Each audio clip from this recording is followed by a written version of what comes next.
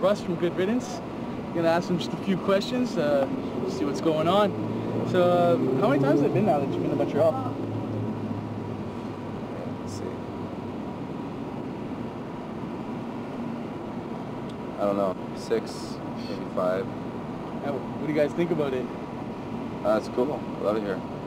I love Canada. What do you find is the difference between like either Montreal fans and your fans in California, or Canadian fans compared to American fans in general? There's not much difference. I think that kids here in Quebec are a little bit crazier, in a good way. But overall, like we have really good shows, whether it's in Canada or California or wherever. Cool. And a lot of times you guys are considered very serious, and then I guess sometimes you'll prove those kids wrong with like your little bit on the Peep Show video, like Chuck running around naked and stuff. So is any like what other kind of crazy stuff has happened to you guys that people would definitely not think you're 100% serious people? Well, I think I'm pretty serious all the time. Chuck is the exact opposite. Okay. Chuck's the comedy relief of our band, so it kind of balances out. And then Luke and Sean are kind of in the middle. They do funny things and then they're serious, whereas I have no sense of humor at all. Oh shit. And Chuck has a really big one. So is it hard to control him sometimes? I don't even try. You don't? I just try to block him out for a while. Cool. He's amusing though, so. And so you guys have gotten the chance to tour Europe and other countries. What do you think of like the European kids? How do they go? A lot of them are really cool. A lot of them are annoying, but they smoke a lot, which bothers me. Oh. But nothing you can do about it. So, no, most of the kids that come see us play wherever we are super cool and super into what we're about and really supportive, and we totally appreciate it. And what's the thing that made you go? What made you turn? What made you decide you wanted to become straight edge? Because I had a drinking problem.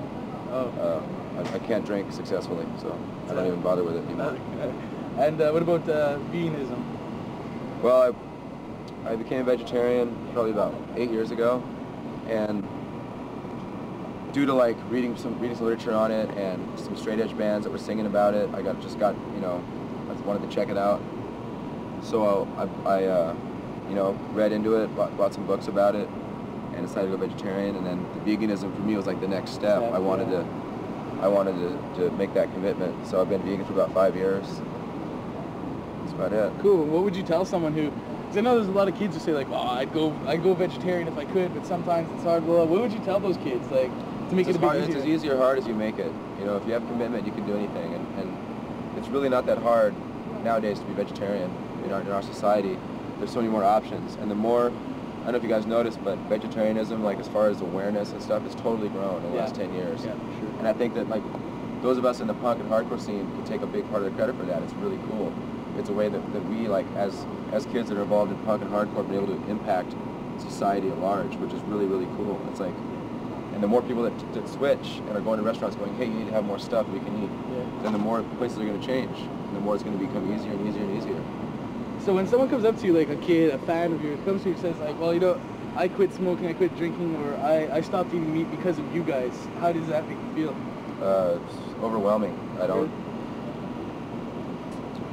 lot of people have said they become straight edge because of us, which we're not a straight edge band at all. And we have no lyrics about it really, but I think people can gain some kind of inspiration from music that would in turn empower them to make their own personal choices about their life.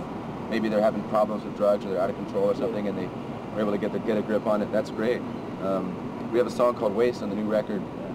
It's about vegetarianism and veganism, and we thought it was a pretty powerful song, but there have been like at least 25, 30 kids on this tour alone that have come up to me and said, that song made me go vegetarian. Or my friends have gone vegetarian, which amazes me. I had no idea that would happen. So that's incredible. And I noticed that the new album is a lot more like towards like the music in general, but also the vocals seems a lot more like from the heart and stuff like that. So when you went into writing like some of the songs and stuff, were they more some of your personal things that you like, either things that have happened to you or things? Yeah, but pretty much everything we sing is from the heart. But there's a lot more personal stuff on this record, I think, compared to like some some political stuff on this record, but a lot of personal stuff as well. Cool. And I also noticed that like you also have like a lot of like in the new album there's a lot of little clips like a voice clip before. Yeah. So, samples. Like, yeah. What made you guys like feel like just throwing that on there? That's just me. I like that stuff. And where did the hip chick thing come from? What movie was that? That's from Peggy Sue Got Married. Is it? Yep. Oh shit. Great movie. So so this time again around, you guys are taking Ensign with you. And so Yep. what made that happen? They're a great band, and they're like family to us.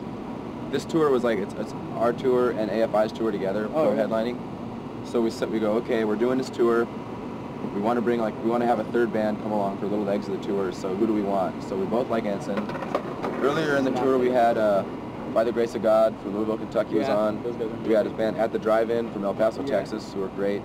We're gonna have Furious 56 from our hometown come later on. Tomorrow? Snapcase is headlining. Tomorrow? There's we're doing 4 shows with them. They're headlining. And how they sort of asked us. I mean, they were playing some shows. We were playing some shows around the same time, and so rather than compete against each other's shows, we figured let's just like have one big great show. So.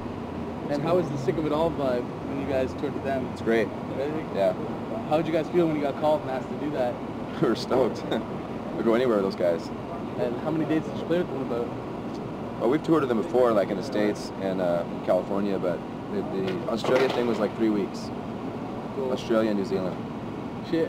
So, I guess like my last thing for you, what would you, for kids who are starting a band now, whether it be punk, pop, alternative, whatever, what would you say to them in order to make it work for them? Not necessarily get big, but just to make it work.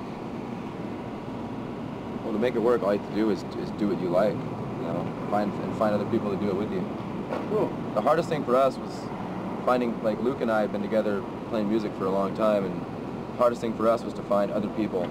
Yeah. We're from a small town, and it's harder when you're from a small town to find people who not only can play, but who have the dedication to go on the road and eat shit for 2 weeks and not make any money and lose money and still want to do it. You know, it's. I noticed you and Luke are the only original members. Like Chuck wasn't on Gidget. He wasn't on that. No. And then Sean came along on the second album. Yeah. So how did you pick up? What happened? Why did you lose your first drummer and then get Sean? Our first drummer, Rich, got married while we were recording Forgotten Country. Okay. Like, he finished his drum tracks and left, and we didn't hear from him. Shit. We joked around, he probably went and got married, and then he turned out he did. Oh, and you weren't invited? Yeah, I've known the kid since we were 3 years old, and he doesn't invite me to his wedding. Oh, that's anyway, we're over it now. We're still friends, but he decided he didn't want to. We stayed in the band after that, but after a couple tours, he decided he'd rather be married than tour, so he quit. He's got a new band now, which is really good. I don't know how serious they'll be, but he's still playing drums, and I still see him a lot. Cool. And I guess the last thing, can you just like do an ID? Yeah. So you kind of like, Russ, you're watching Punk Empire. It's Russ, you're watching Punk Empire. Cool. That's it. Cool.